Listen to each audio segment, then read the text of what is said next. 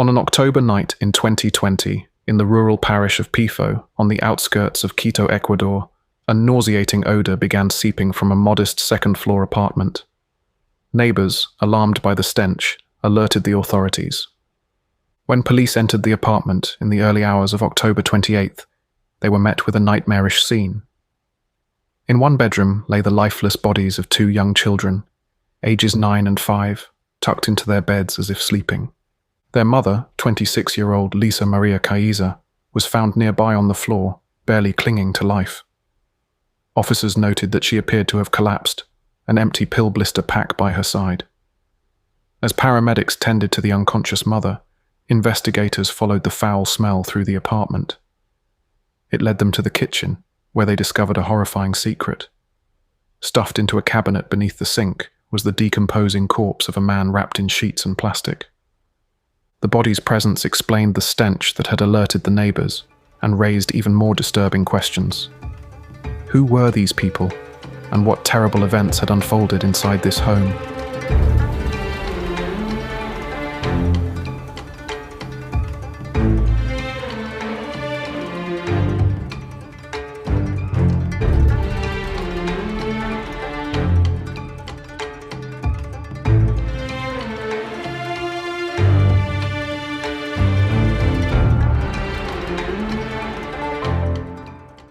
Lissa Caiza was a young single mother living in Pifo, a quiet semi-rural community where everyone tends to know their neighbors. She had 2 little ones, a 9-year-old boy and a 5-year-old girl who were her world.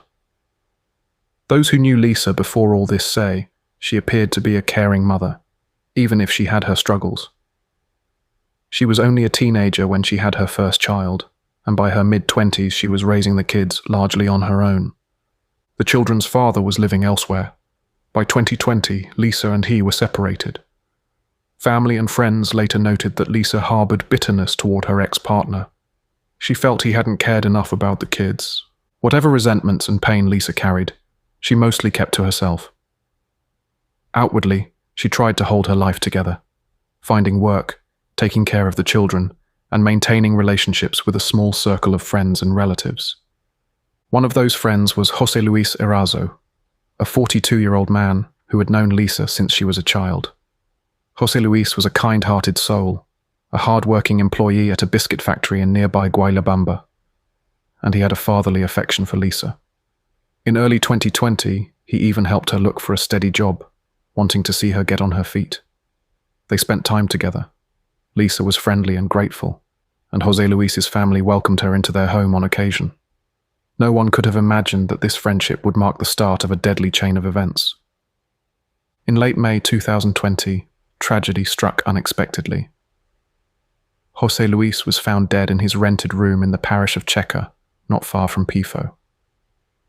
It was May 28th when a neighbor peeked through a window and saw José's body lying on the bed, already in an advanced state of decomposition. The authorities were called. At first, given the condition of the corpse, the death was assumed to be natural, possibly a sudden heart attack, as the initial report indicated. The Erazo family was devastated. José Luis had been the only son among several daughters. He was his mother Isabel's pride and joy. She could not fathom how her healthy, lively 42-year-old son could just die out of the blue.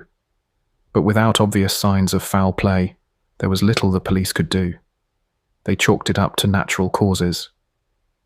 Isabel and her daughters buried José Luis, grieving that God had called him so early. "It felt like half of my life was gone when I lost him," Isabel would later say through tears. In the weeks after José's funeral, though, odd things began to bother the Erazo family. First, when they cleaned out his apartment, they noticed some of his belongings were missing. A laptop computer, his bank cards, even the shoes he'd been wearing. That was strange. Why would those be gone if he'd died alone of a heart attack? And something else came back to memory. A peculiar incident that had happened shortly before his death. One of José Luis's sisters, Margarita, recalled a day when her brother had brought Lissa Caiza over to their other sister's house for a meal. They'd all eaten together pleasantly. But after Lissa left, They gave the leftovers from her plate to the family dog, and the dog had died shortly thereafter, apparently from poisoning.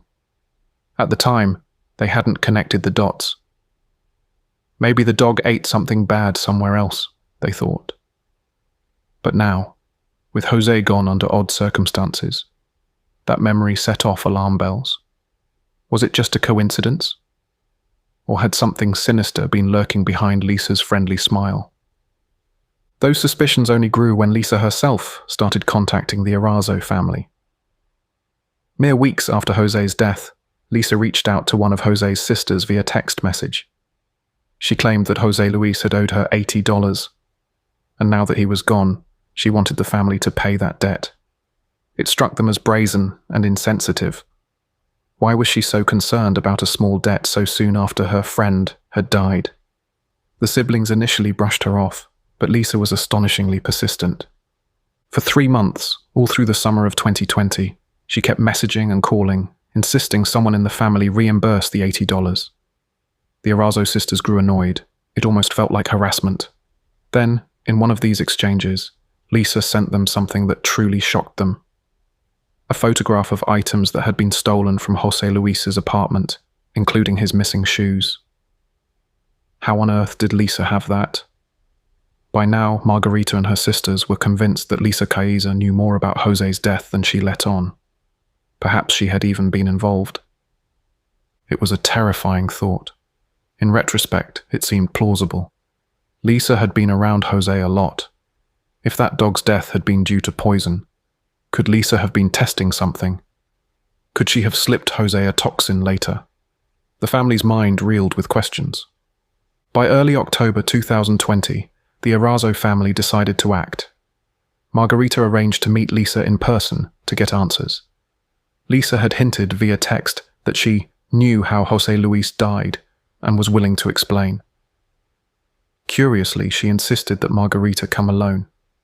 They agreed on a date, October 28th, 2020, at the park in Pifo, near Lissa's home. Margarita was nervous but determined. If Lissa was involved in her brother's death, she wanted to hear it from her face to face. Little did she know that meeting would never take place. Fate intervened in a dramatic way. When October 28th arrived, Lissa Caiza wasn't at the park. She was in police custody, exposed by the grisly discovery in her apartment just hours before. In fact, Margarita learned through the news that Lissa had been arrested after allegedly killing her own children and a man in her home the night prior. The Erazo family was stunned. It was now painfully clear that their suspicions were not only valid, they were likely just the tip of the iceberg. Immediately, they went to the authorities with everything they knew, filing a formal complaint accusing Lissa Caiza of murdering Jose Luis months earlier.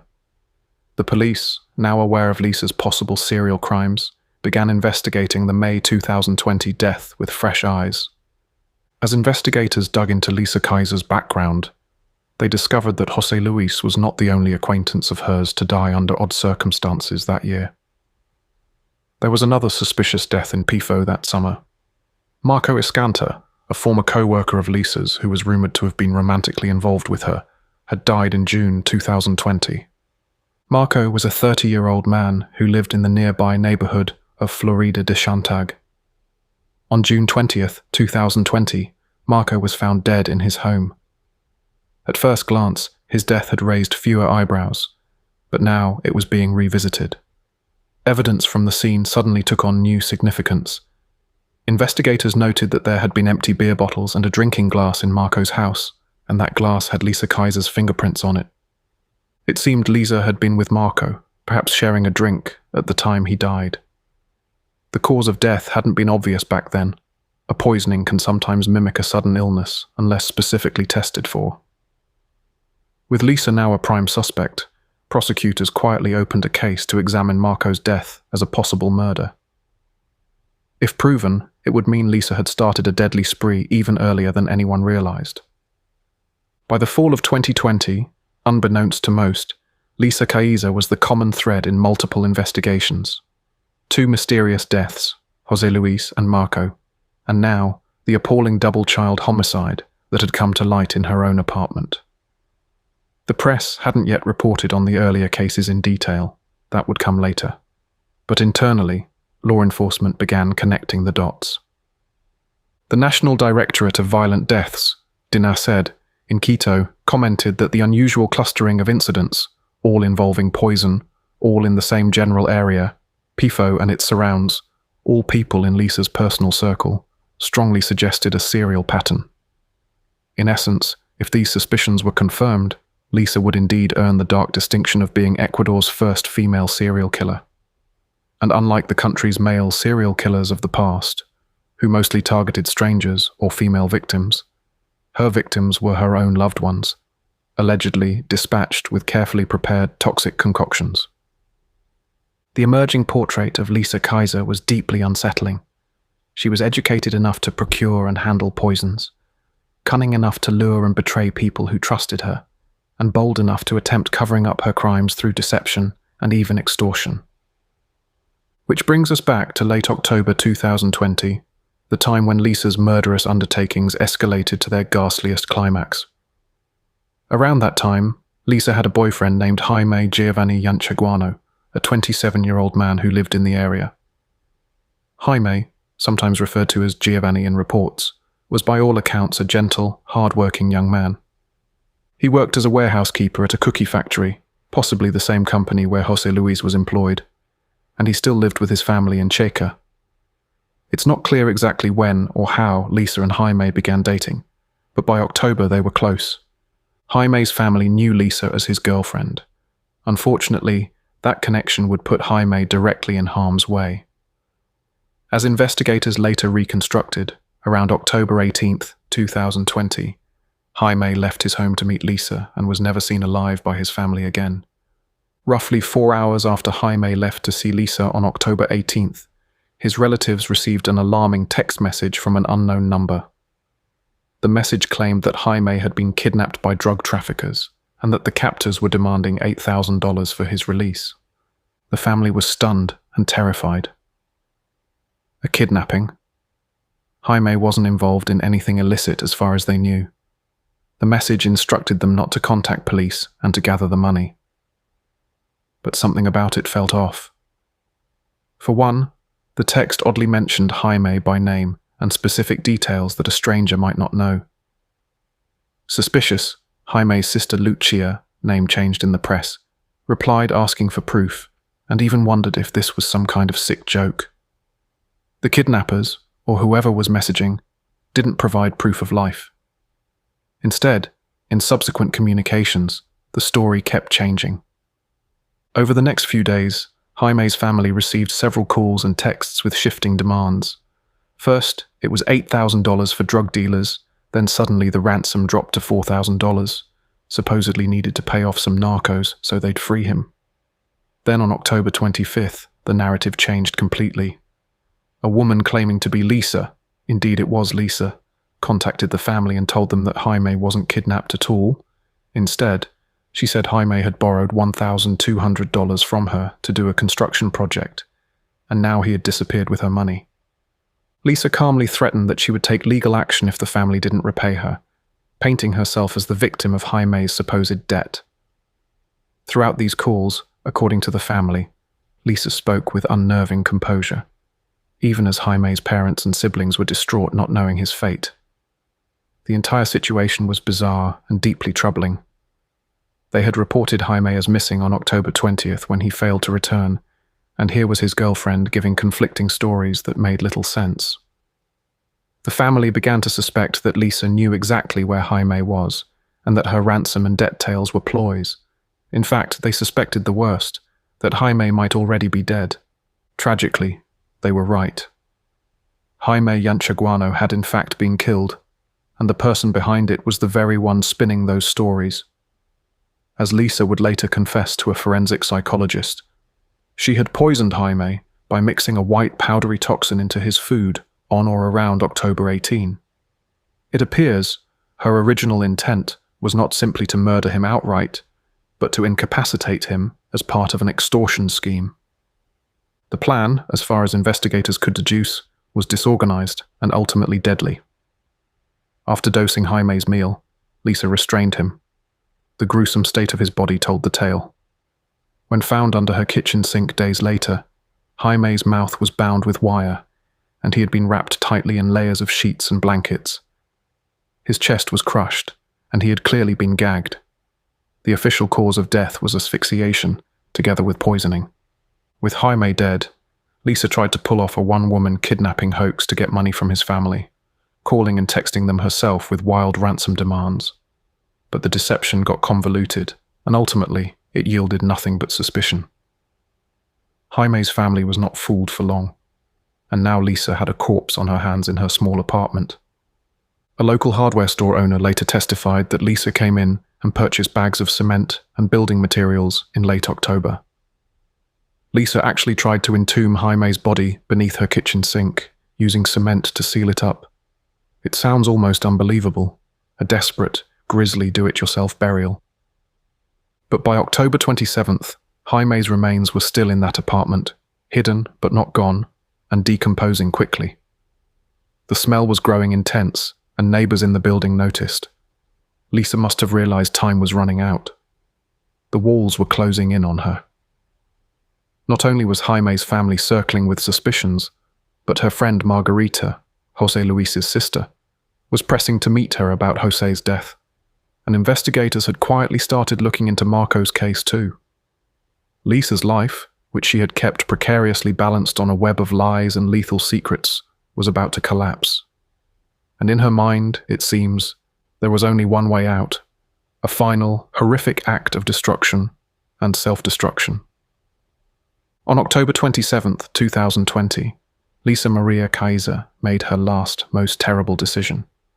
She would turn her deadly intentions toward the two people most innocent and closest to her, her children. That Tuesday evening, Lissa fed dinner to her 9-year-old son and 5-year-old daughter in their home in Pifo. But it was no ordinary meal. Prosecutors later proved that Lissa had spiked the children's food or drink with a toxic cocktail of substances. Traces of at least 2 different insecticides and a cleaning disinfectant were found later in the home, the same kinds of chemicals that would show up in the kids' autopsy results. Lissa also gave the children pills. She had a supply of strong anti-seizure medication in the house because her eldest suffered from epilepsy. In fact, the boy's epilepsy medicine would play a tragic role both in his life and death. For weeks prior, Lissa had apparently been mismanaging or even deliberately overdosing his medication, causing the boy to be repeatedly hospitalized in September and early October. Doctors at the pediatric hospital grew concerned when the 9-year-old kept showing up with severe symptoms, vomiting, seizures, that they couldn't easily explain. They determined that his mother's negligence in administering his epilepsy drugs was making him gravely ill. On October 5, 2020, the child had been admitted in critical condition, intubated and convulsing, and once stabilized, the medical staff even warned Lissa that if she didn't ensure proper care, Child Protective Services, Dinnerpen, might intervene. Lissa appeared uncooperative and annoyed by the doctor's calls, even as they pleaded with her to follow up. It's now feared that this negligence was no accident at all. It was likely Lissa testing and slowly poisoning her own son in the lead-up to the final crime. By the night of October 27th, Lissa had made sure she and the children were alone in the apartment. But interestingly, not quite completely alone. In a bizarre twist, she had arranged for a babysitter to be there as well. The story of that babysitter, Norma Sinchai, is one of both tragedy and miraculous survival. Norma was a 48-year-old woman struggling to find work after the pandemic layoffs. A devout evangelical Christian, she often spent her days volunteering and preaching in her community of Yaruki. Through a relative, who happened to be Lissa's cousin, Norma heard that a single mother in Pifo was urgently looking for someone to care for her 2 kids. Norma, with her gentle demeanor and experience as a mother and grandmother, seemed like a perfect fit. On Saturday, October 24th, 2020, Norma had her first video call interview with Lissa Caiza. Lissa explained the job details matter-of-factly. It would be a part-time nanny position, a few hours a day, and she'd pay $200 a month.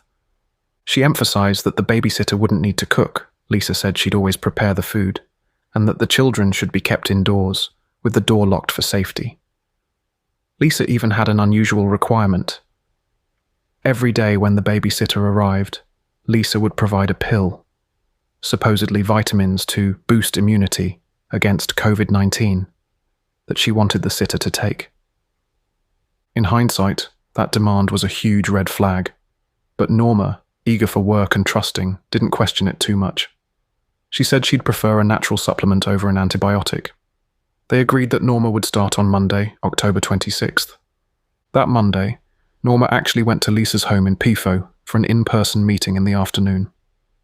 Lissa welcomed her kindly at the door, even spraying her hands with alcohol and giving her slippers to wear inside. Pandemic precautions and also perhaps preventing any trace evidence from shoes. In the apartment, Norma met the two children she'd be watching. The kids played happily around the living room as the two women chatted on the couch. Lissa reiterated the rules and routine. She mentioned again that she'd have a daily pill for Norma for health reasons. During this visit, Lissa also offered Norma a cup of coffee. Norma declined because she needed to head home soon and didn't want caffeine that late. That perhaps saved her life that day. Before leaving, Norma noticed one slightly odd thing, a whiff of a bad smell in the apartment. When she wrinkled her nose, Lissa casually explained that some neighbors' chickens were creating a stink next door. Norma didn't think much of it, but in reality, that odor was Jaime's corpse already starting to rot under the sink.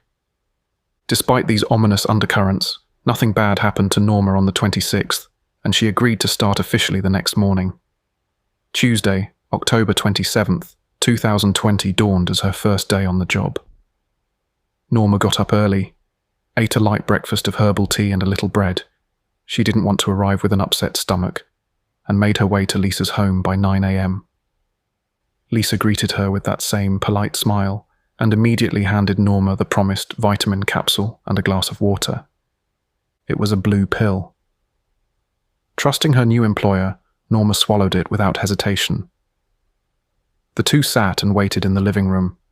Lissa mentioned that her husband, this was a lie as she didn't have one, would be coming by and wanted to meet the babysitter. As they sat, Norma again caught a whiff of something foul. She commented on it, and Lissa blamed those imaginary chickens once more. In reality, the odor was stronger now. Jaime had been dead under the sink for over a week. Not long after, the pill began to take effect. Norma's stomach cramped and churned.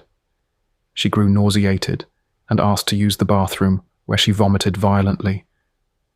Something was very wrong. Emerging pale and weak, Norma told Lissa she felt awful.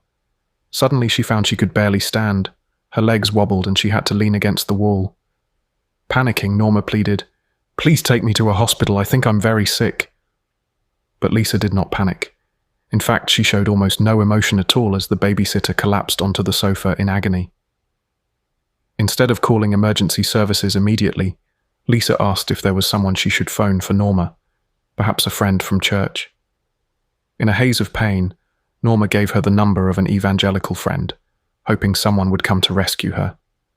By now, poor Norma was fading in and out of consciousness. She recalls silently praying to God, "Jehovah, protect me," as her vision blurred.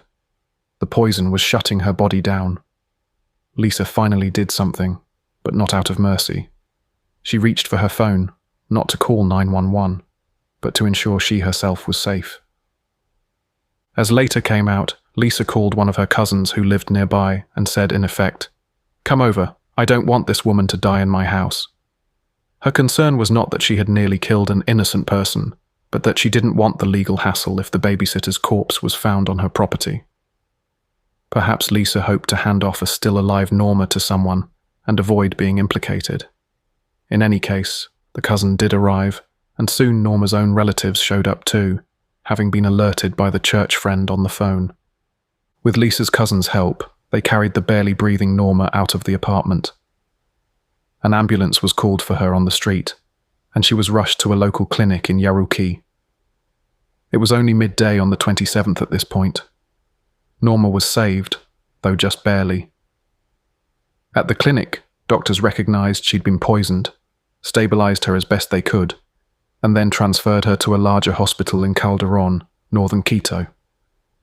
She remained unconscious for many hours. That night, Norma finally woke up in a hospital bed, aching all over, but alive.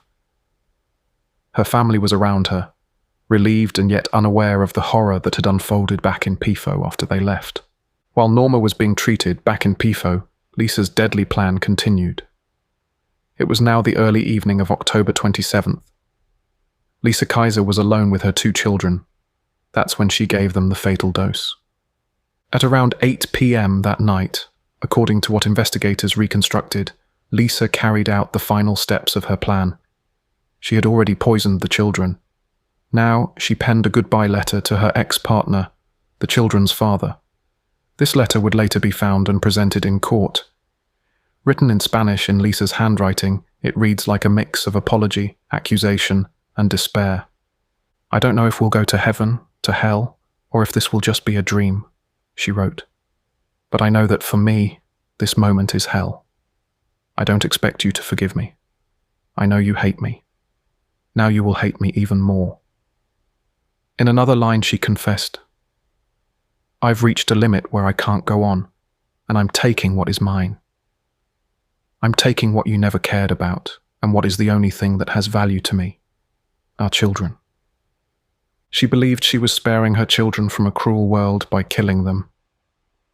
"I wanted my children to die too, because they had no one else in this world," she reportedly told a psychologist later. After writing the letter, Lissa took action to end her own life. She later said that she swallowed 2 pills of some unknown kind and then collapsed on the living room floor. Her goal was to die alongside her kids. But fate, or perhaps poor planning, intervened again, much as it had with Norma. The dose Lissa took was not sufficient to kill her, only to render her unconscious. And so the night passed in eerie silence in that apartment. A mother unconscious on the floor, her 2 children lying in bed in their pajamas, slowly succumbing to the poison coursing through their bodies. The death of the children was not instant. Based on forensic findings, the younger child, the 5-year-old girl, likely died first, in her bed, possibly in her sleep, or as she lost consciousness. The older boy, however, did not go so quietly. Evidence suggests the 9-year-old, more resistant or with a larger body mass, awoke in distress after ingesting the toxin. He may have seen his little sister or sensed something terribly wrong. Investigators believe he got out of bed and tried to move, intending to go to his mother or to get help. Tragically, he only made it a few steps down the hallway before he collapsed.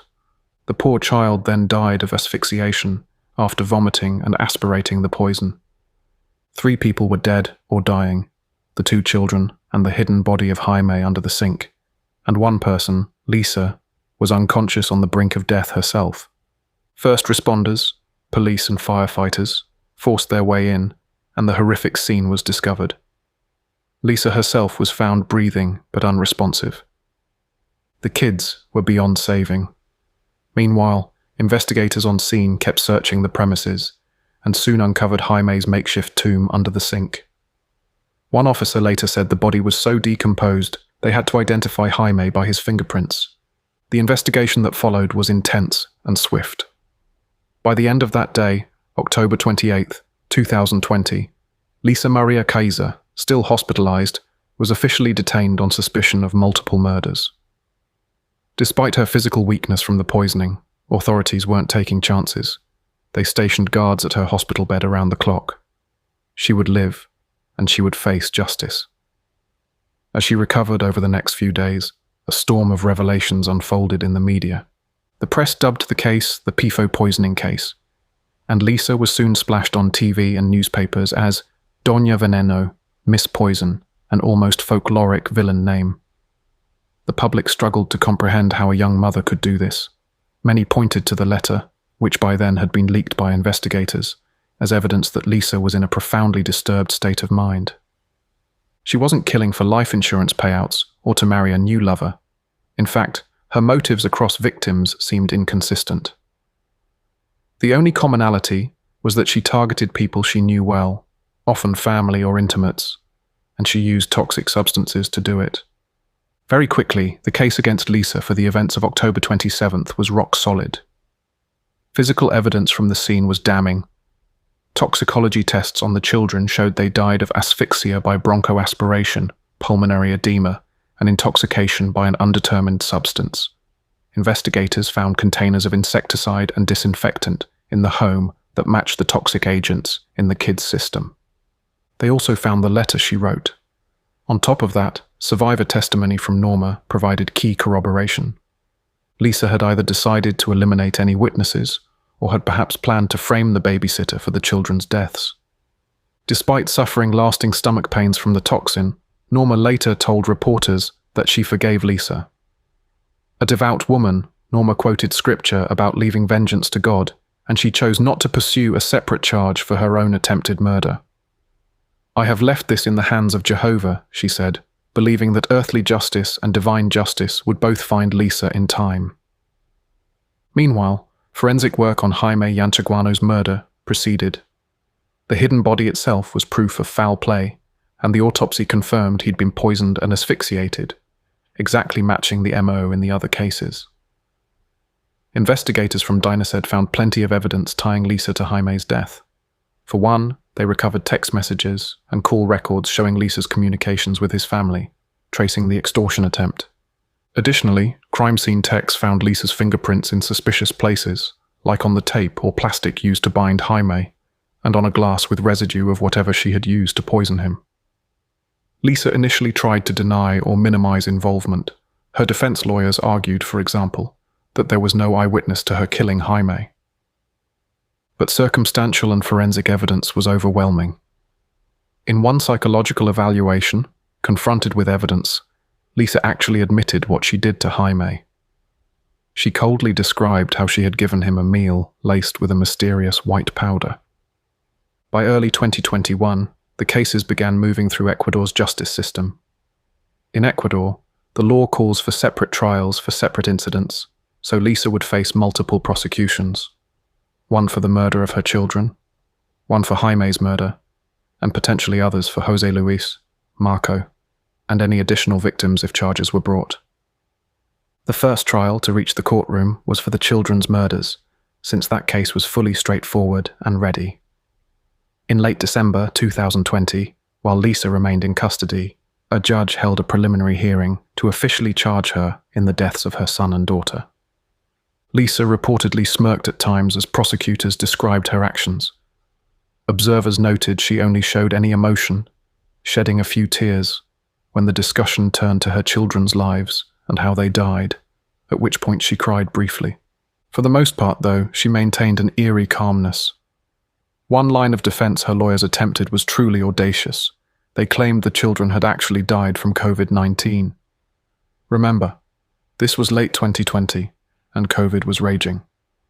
By March 2021, Lissa Caiza was found guilty of the aggravated murder of her two children by the Pichincha Criminal Court. The law she violated, Article 140 of Ecuador's Comprehensive Criminal Code, carries a heavy sentence for murder, especially with aggravating factors like victims being children under custody. The court condemned her to 34 years and 8 months in prison for the double infanticide. This was one of the harshest sentences ever given in Ecuador for a crime of this nature, close to the maximum allowed. Not long after that, the trial for Jaime Yanchaguano's murder commenced. In April 2022, that case concluded with another guilty verdict. Lissa Caiza was sentenced to an additional 22 years in prison for Jaime's homicide. The psychological expert concluded that Jaime's killing was a disorganized crime, reflecting that it was not meticulously planned, but rather improvised in a panicked way when the extortion plot fell apart. Ecuador's legal system has its complexities. For instance, while Lissa received a total of about 56 years of prison from those two sentences combined, the country's penal code sets an upper limit on how many years a person can actually serve. In Ecuador, the maximum time someone can be imprisoned, regardless of multiple sentences, is typically 40 years. This meant that, practically, Lissa would not serve more than 4 decades behind bars, even if additional cases ended in convictions. And additional cases were indeed in the pipeline. As of mid-2022, Prosecutors had also charged Lissa in the death of Marco Escanta, the June 2020 poisoning with the beer bottles, and were actively investigating the death of Jose Luis Erazo, the friend from May 2020. The Erazo case, unfortunately, hit some snags.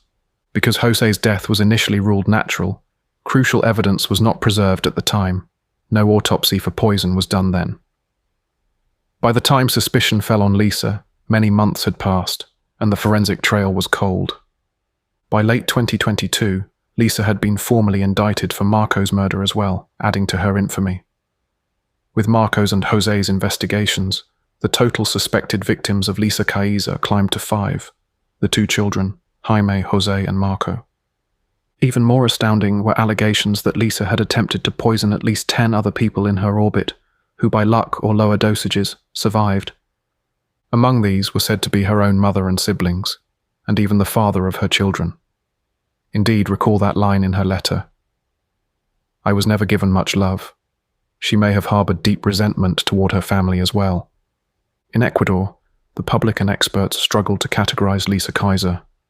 Was she a sociopath, a psychopath, a desperate mentally ill woman? In court, psychological evaluations found that she had no diagnosable mental illness or psychosis. She was legally sane and fully aware of her actions. One police profiler described her crimes as indicative of a criminal psychopathy, given the cold-blooded nature of targeting her own kin and partners with poison.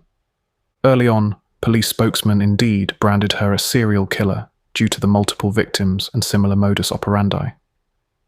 However, an in-depth forensic psychology report offered a more nuanced view. It argued that Lissa didn't neatly fit the traditional serial killer profile. She didn't derive pleasure or sexual gratification from killing, nor did she exhibit a consistent fantasy or ritual in the murders. Rather, her motives seemed tangled. Some killings may have been for financial gain, extorting Jaime's family, stealing Jose's cards. Others, from personal resentment. Her children, possibly to spite their father, or to keep them with her forever. And others perhaps to remove inconveniences or witnesses. No matter how we label her, the fact remains that Lissa Maria Caiza will likely spend most, if not all, of her remaining life in prison. For now, she sits in the women's prison in Latacunga, Cotopaxi. At the end of the day, Lissa's reasons may never be fully understood. Perhaps even she doesn't fully understand them. Was it primarily greed? Was it revenge and spite? Was it a craving for attention or sympathy? Maybe it's all of the above, a perfect storm of a broken psyche.